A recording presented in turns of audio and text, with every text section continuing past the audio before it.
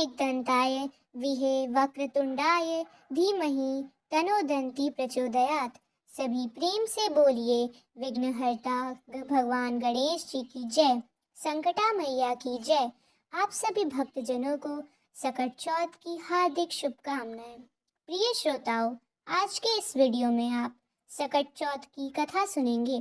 कथा से पहले भगवान श्री गणेश और संकटा माता का पूजन करके दाहिने हाथ में थोड़े तिल और पुष्प या फिर गेहूं के 7 दाने लेकर कथा सुनी जाती है। कथा की समाप्ति के बाद तिल और पुष्प या गेहूं के दानों को जल से भरे लोटे में डाल दिया जाता है। फिर चंद्रोदय होने पर इसी पवित्र जल से चंद्र देवता को अर्घ्य दिया जाता है। संकटा माता सभी बच्चों की रक्षा करती हैं और विघ्नहर्ता भगवान गणेश जी अपने सभी भक्तों के सभी विघ्नों को दूर करके भक्तों की मनोकामनाएं पूर्ण करते हैं। आप सब भी अपनी मनोकामना मन में रखते हुए कथा का श्रवण कीजिए। एक बार एक गांव में एक बूढ़ी माँ रहती थी। वह बूढ़ी माई बहुत ज्यादा गरीब थी। उन बूढ़ी माँ के परिवार में उनका एक बेटा था। वही उनके बुढ़ापे का इकलौता सहारा था। उनके पास कुछ था तो नहीं, लेकिन गांव के जितने भी घरों में पशु थे, उन लोगों के पशुओं को बूढ़ी माँ का बेटा जंगल में चराने ले जाया करता था। शाम होने पर सभी गांवों को गांव के लोगों के सुपुर्द कर दिया करता था। पशु चराने के बाद गांव वाले जो कुछ भी दिया करते थे उसी से माँ बाप का घर चलाता था। इसी तरह से किसी तरह से उनका दिन कट रहा था। एक बार की बात है, बूढ़ी माँ का बेटा गांव के पशुओं को जंगल में चराने के लिए ले जा रहा था। तो रास्ते में उसे गांव की कुछ महिलाएं मिली, जिनमें से एक बुजुर्ग सी दिखने वाली महिला ने उस बेटे से कहा कि बेटा, तुम तो सारा दिन जंगल में गाय चराते फिरते हो, घर में तुम्हारी माँ बैठकर पकवान बनाकर खाती हैं। लड़का बोला, ऐसा तो हो ही नहीं सकता, मेरी माँ कभी ऐसा कर ही नहीं सकती। तब गांव की वह महिला बोली कि अगर तुम्हें विश्वास ना हो तो आज जरा घर थोड़ा जल्दी जाकर देखना, जाकर तुम खुद ही अपनी आंखों से देख लेना, और जब तुम अपनी आंखों से देखोगे तब तुम्हें भी विश्वास नहीं होगा। लड़के ने सोचा, ठीक है, देखने में आखिर मेरा क्या जाता है। अब लड़का हर दिन जिस समय पर घर पहुंच करता था, अब आज उस समय थोड़ा पहले वह घर आ गया। उस दिन सकट चौथ का दिन था। बूढ़ी माँ ने सकट चौथ का व्रत रखा था और वह तिलकुट बना रही थी। चूल्हे पर कढ़ाई चढ़ा रखी थी जिसमें वह तिल भून रही थी। जलते हुए चूल्हे पर चढ़ी हुई कढ़ाई देखकर, उसमें तिल भुने जाते देखकर अब तो लड़के को गांव की महिलाओं के द्वारा सुनी गई बातों पर विश्वास होने लगा।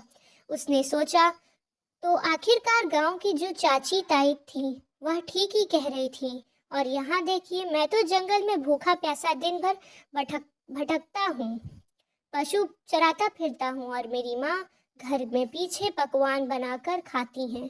अब उसे गांव की महिलाओं द्वारा सीख लग गई।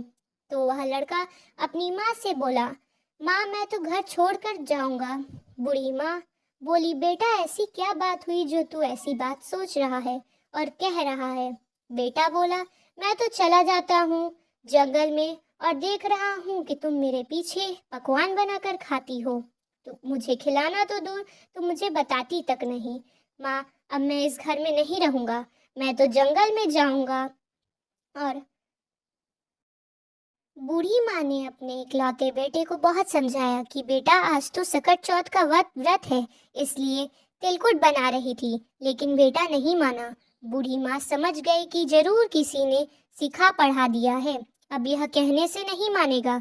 जब बेटा जाने लगा तो बूढ़ी माँ ने बेटे से कहा कि बेटा, यह ले सकट चौथ व्रत के तिल हैं, इन्हें तुम अपने साथ लेकर जाओ, और हाँ, जब भी तुम पर कोई मुसीबत आए तब तिल पूर के बैठ जाना, और अगर मैं तुम्हारा नाम के व्रत करती होंगी तो तुम्हारे मुसीबत टल जाएगी। लड़के ने फिर भी माँ का मन रखने के लिए अपने हाथ में वह तिल ले लिए और वह घर छोड़कर चल पड़ा। चलते चलते वह घने जंगल के पास पहुंच गया। जब जंगल के अंदर गया तो देखा सामने एक बहुत बड़ा खूंखार शेर खड़ा था। शेर ने रास्ता रोक लिया। लड़के ने सोचा, आज तो मेरा बचना बिल्कुल मुश्किल है, अब तो मुझे मरना ही है। अब वह डर के मारे कांपने लगा, हर तरफ कांप रहा था। और जब कोई व्यक्ति किसी मुसीबत में होता है तो डर के मारे सबसे पहले उस व्यक्ति को अपनी माँ की ही याद आती है। उस लड़के को भी अपनी माँ की ही याद आई। जैसे कि माँ की याद आई तो माँ की कही हुई बात भी याद आ गई कि बेटा, जब भी कोई मुसीबत पड़े तो तिल पूर कर बैठ जाना। अब बेटे ने झट से अपनी जेब से तिल निकाले और पूर कर वहीं बैठ गया और कहने लगा, हे सकट चौथ माता, अगर मेरी माँ ने मेरे नाम का व्रत किया है तो यह शेर गाय बन जाए और यहाँ से चला जाए, नहीं तो आज तो मेरा मरना तय है। जैसे कि उस लड़के ने ऐसा कहा, देखते ही देखते सकटा माता की कृपा से वह शेर गाय बन गया। वो छिलाता हुआ वहां से चला गया, क्योंकि बूढ़ी माई तो केवल अपने बेटे के नाम की ही व्रत करती थी। अब वह लड़का इधर जंगल में राम राम कहता हुआ आगे बढ़ा। थोड़ा आगे बढ़ा तो देखा कि वह बहुत बड़ी नदी है, रास्ते में उफन करती हुई आ रही थी। अब उसने सोचा कि अगर मैं नदी पार करूंगा तो मैं इतने गहरे पानी में डूब के मर जाऊंगा। एक तो नदी का बहाव तेज है, ऊपर से तूफान भी आया हुआ है। अगर मैं यह नदी पार नहीं करता हूँ तो रात भी बहुत हो गई है, पीछे घना जंगल है और जंगल में रहने वाले जंगली जानवर तो मुझे निश्चित जिंदा नहीं छोड़ेंगे, मुझे कच्चा खा जाएंगे। आगे कुआं पीछे खाई, फिर याद माँ की आई। अब तो वह लड़का फिर से तिल पूर के बैठ गया और बोला, हे सकट चौथ माई, अगर मेरी माँ मेरे नाम के व्रत करती हैं तो यह नदी 2 हिस्सों में बट जाए और मुझे रास्ता दे दे तो आज मेरा मरना तय है। अब जैसे ही लड़के ने ऐसा कहा, नदी देखते ही देखते 2 हिस्सों में बट गई। अब उसे आगे जाने का रास्ता मिल गया, क्योंकि बूढ़ी माँ तो अपने बेटे के नाम से ही व्रत करती थी।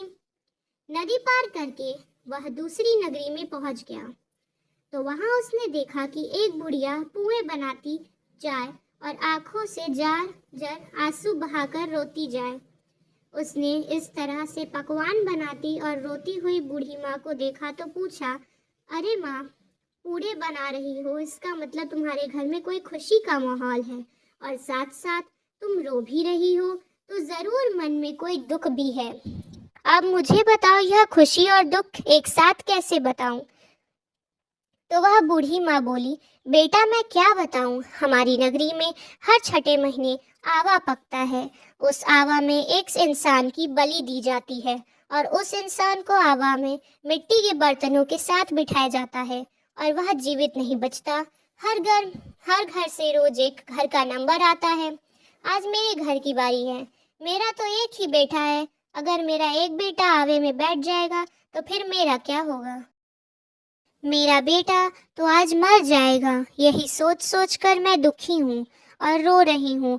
और आज मेरे बेटे का आखिरी दिन है। मैं चाहती हूँ कि आखिरी बार मैं उसके लिए पुए बनाऊं, पकवान बनाऊं, इसलिए आखिरी बार उसके लिए भोजन बना रही हूँ। तो सोचा कुछ अच्छा बनाकर खिला दूं और मेरे बेटे को पुए बहुत पसंद है, इसलिए मैं उसके लिए पुए बना रही हूँ। उस दुखिया की बात सुनकर बूढ़ी माँ के बेटे को उस पर दया आ गई, तो वह कहने लगा, बूढ़ी माँ, अगर तुम यह सारे पुए मुझे खिला दो तो मैं तुम्हारी बेटे की जगह चला जाऊंगा। तो वह बूढ़ी माँ बोली, बेटा तू चाहे जितनी मर्जी उतने पुए खा ले जा, चाहे तो सारे खा ले, लेकिन यूं किसी की आई पर भला कौन जाता है। बुलावा मेरे बेटे का है, लेकिन उसके मृत्यु को कौन अपने हाथ में लेगा, तो उसके बदले क्यों जाएगा? ऐसा भला कौन खुद ही मौत को गले लगाता है? लेकिन वह बूढ़ी माँ का बेटा बोला, माँ आप चिंता मत करो, मैं तुम्हारे बेटे की जगह चला जाऊंगा। इस तरह पेट भरकर पुए खाकर वह सो गया। उसे तो गहरी नींद आ गई।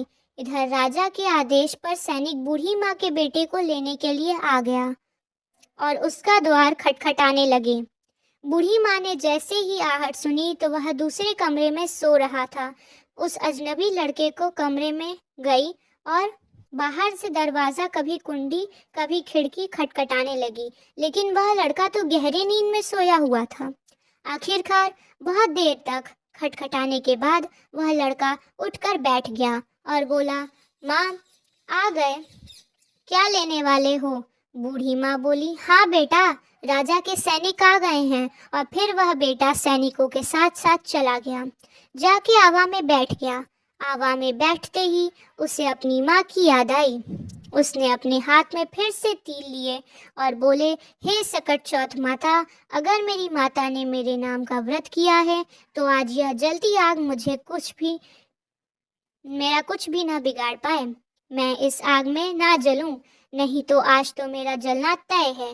3 दिन हो गए हैं। वहीं पास में कुछ बच्चे गिल्ली डंडा खेल रहे थे। खेलते खेलते बच्चों की गिल्ली उस बड़े से मटके से जाकर टकराई, जिसके अंदर वह लड़का और कुछ बर्तन रखे थे और आवा पका हुआ था। जैसे ही टर्न से आवाज आई उस मटके से, तो आसपास के सभी लोग हैरान हो गए कि पहले तो यह आवा 6 महीने में पकता है, आज 3 दिन में ही कैसे पक गया। यह बात जानते ही सारी नगरी इकट्ठा हो गई। राजा को पता चला तो राजा को भी बुलवा लिया गया। अब तो उस आवा के चारों ओर बड़ी भारी भीड़ इकट्ठी हो गई। अब राजा ने सैनिकों से कहा कि मटका उतारो। जैसे ही सैनिक मटका उतारने लगे, अंदर से आवाज आई, भाई धीरे धीरे उतारो, भाई धीरे धीरे उतारो। यह आवाज सुनते ही सैनिक तो डर गया कि आज तक तो इसमें से कभी कोई भी आवाज नहीं आई, लगता है अंदर कोई भूत है। अब तो राजा भी तलवार निकालकर खड़े हो गए और बोले, सच सच बता, मटके के अंदर तू कौन है? तब मटके से बूढ़ी माँ का बेटा निकला और बोला, महाराज मैं कोई भूत नहीं हूँ, ना मैं कोई पिशाच हूँ, बल्कि मैं तो एक बूढ़ी का बेटा हूँ। मैं और मेरी माई मेरे नाम के सकट चौथ के व्रत किए हैं।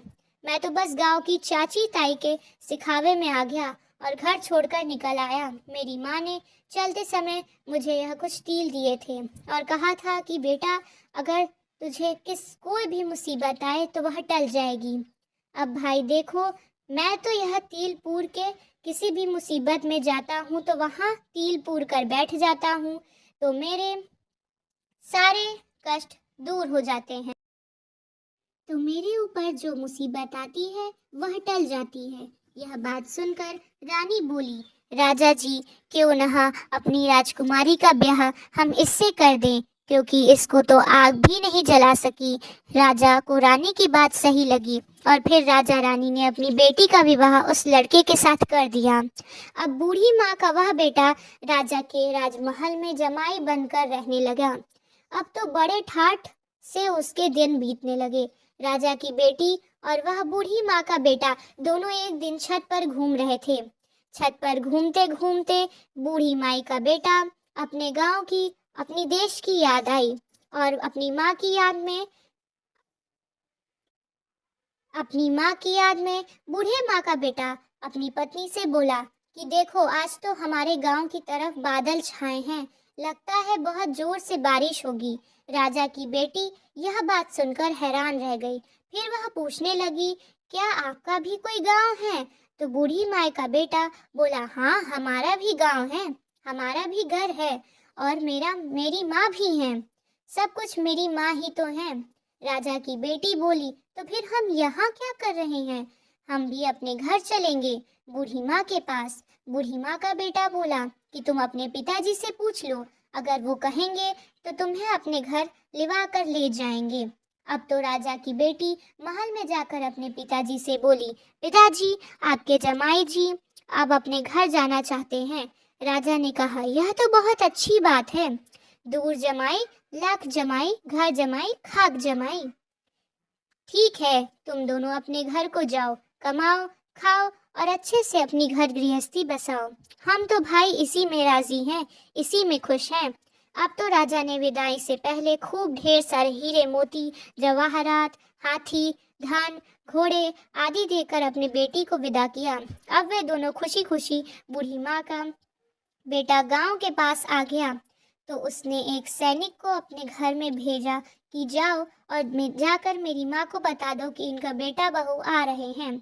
अब सैनिक गया तो देखा कि बूढ़ी माँ तो रो रो कर अंधी हो गई है। सैनिकों ने जाकर कहा कि बूढ़ी माँ, आपके बेटे और बहू आए हैं। बूढ़ी माँ सैनिकों से बोली, बेटा, सारा गांव तो मेरी हंसी उड़ाता है, अब तुम भी हंसी उड़ाने आ गए।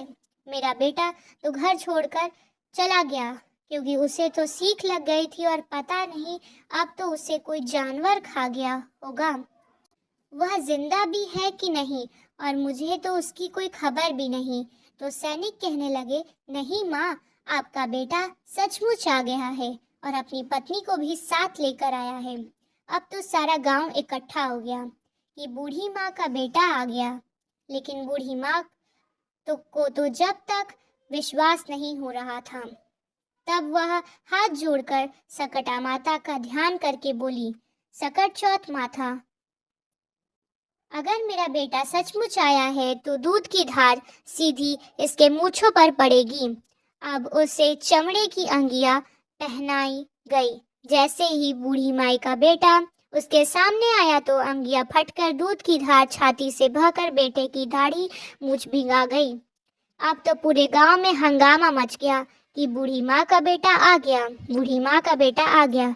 और सकट चौथ माता की कृपा से उस बूढ़ी माई की आंखें भी ठीक हो गई।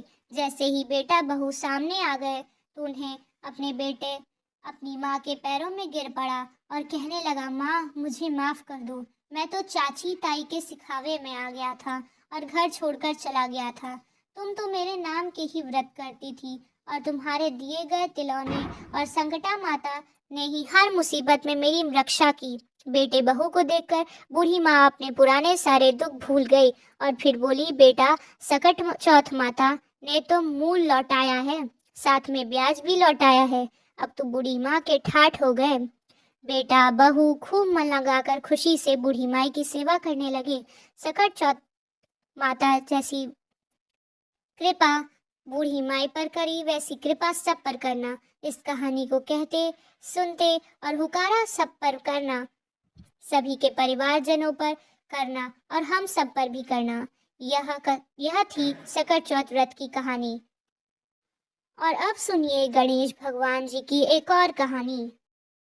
समय भगवान विष्णु और माता लक्ष्मी के विवाह की तैयारियां चल रही थीं। इसमें सभी देवताओं को निमंत्रण किया गया, लेकिन विघ्नहर्ता गणेश जी को निमंत्रण नहीं भेजा गया। सभी देवता अपनी पत्नी के साथ विवाह में आए, लेकिन गणेश जी उपस्थित नहीं थे। ऐसा देखकर देवताओं ने भगवान विष्णु से इसका कारण पूछा। उन्होंने कहा कि भगवान शिव और पार्वती को निमंत्रण भेजा है। अगर गणेश अपने माता पिता के साथ आना चाहें तो आ सकते हैं। हालांकि उन्हें 1.25 मन मूंग, 1.25 मन चावल, 1.25 मन घी और 1.25 मन लड्डू का भोजन दिन भर में चाहिए। यदि वे नहीं आए तो अच्छा है, दूसरे के घर जाकर इतना सारा खाना पीना अच्छा भी नहीं लगता। इस दौरान किसी देवता ने कहा कि गणेश जी अगर आए तो उनको घर की देख रेख की जिम्मेदारी दी जा सकती है। उनसे कहा जा सकता है कि आप चूहे पर धीरे धीरे जाएंगे तो बारात आगे चली जाएगी और आप पीछे ही रह जाएंगे। ऐसे में आप घर की देख रेख ही करें। योजना के अनुसार विष्णु जी के निमंत्रण पर गणेश जी वहां उपस्थित हो गए। उनको घर की देख रेख की जिम्मेदारी दे दी गई। बारात घर से निकल गई और गणेश जी दरवाजे पर ही बैठे थे। यह देखकर नारद जी ने इसका कारण पूछा तो उन्होंने कहा कि विष्णु भगवान ने उनका अपमान किया है। तब नारद जी ने गणेश जी को एक सुझाव दिया। गणपति ने सुझाव के तहत अपने चूहों की सेना बारात के आगे भेज दी, जिसने पूरे रास्ते खोद दिए। इसके फलस्वरूप देवताओं के रथों के पहिए रास्ते में ही फंस गए। बारात आगे नहीं जा पा रही थी। किसी के समझ में ही कुछ नहीं आ रहा था कि क्या किया जाए। तब नारद जी ने गणेश जी को बुलाने का उपाय दिया ताकि देवताओं के विघ्न दूर हो जाएं। भगवान शिव के आदेश पर नंदी गजानन को लेके आए। देवताओं ने गणेश जी का पूजन किया। तब जाकर रथ के पहिए गड्ढों से निकल तो गए, लेकिन गए पहिए टूट गए। उस समय पास में ही एक लोहार काम कर रहा था। उसे बुलाया गया। उसने अपना काम शुरू करने से पहले गणेश जी का मन ही मन स्मरण किया और देखते ही देखते सभी रथों के पहिए तो ठीक कर दिए। उसने देवताओं से कहा कि लगता है आप सभी ने शुभ कार्य प्रारंभ करने से पहले विघ्नहर्ता गणेश जी की पूजा नहीं की है, तभी ऐसा संकट आया है। आप सब गणेश जी का ध्यान कर आगे जाएं, आपके सारे काम हो जाएंगे। देवताओं ने गणेश जी की जय जयकार कर आगे बढ़ा अपने गंतव्य तक सकुशल पहुंच आई। भगवान विष्णु और माता लक्ष्मी का विवाह संपन्न हो गया। ओम श्री गणेशाय नमः।